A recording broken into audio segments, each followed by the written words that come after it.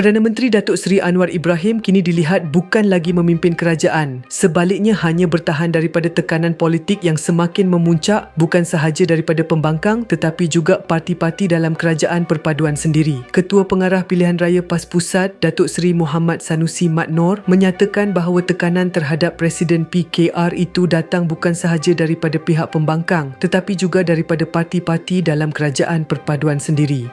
Beliau menekankan bahawa keadaan ini menunjukkan kedudukan Anwar semakin rapuh apabila terpaksa menghadapi desakan daripada DAP, UMNO serta ahli dalam PKR sendiri. Anwar sekarang bukan lagi memimpin tetapi sedang bertahan. Bertahan bukan sahaja daripada musuh politik tetapi juga tekanan dalam PH sendiri termasuk DAP, UMNO dan partinya sendiri. Dia tidak lagi memimpin sekarang ini, hanya defend sahaja. Kalau PN dan PAS terus agresif, lagi cepat dia akan tumbang, katanya menurut laporan Kedah Online.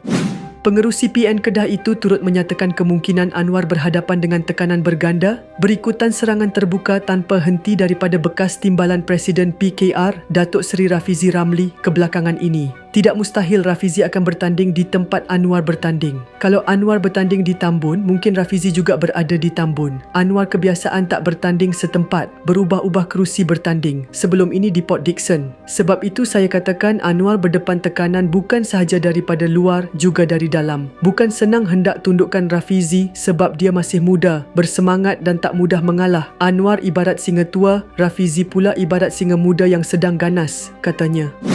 Selain itu, Sanusi menambah bahawa UMNO dilihat menggunakan sentimen politik Melayu sebagai strategi untuk memulihkan sokongan akar umbi menjelang pilihan raya akan datang. Menurut beliau, tindakan parti itu yang kelihatan cuba menjauhkan diri daripada DAP hanyalah sebahagian daripada strategi politik untuk mendapatkan semula undi Melayu di negeri-negeri tertentu termasuk Melaka dan Johor.